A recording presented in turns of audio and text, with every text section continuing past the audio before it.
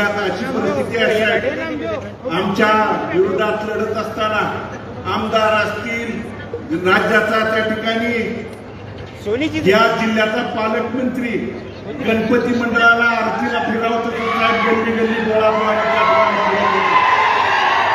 या जिल्ह्याने प्रत्येक तालुक्यात, प्रत्येक शहरात, प्रत्येक त्या ठिकाणी नगरपालिकेला बघितलंय. येऊन त्या ठिकाणी चौकात त्या ठिकाणी सांगत होता.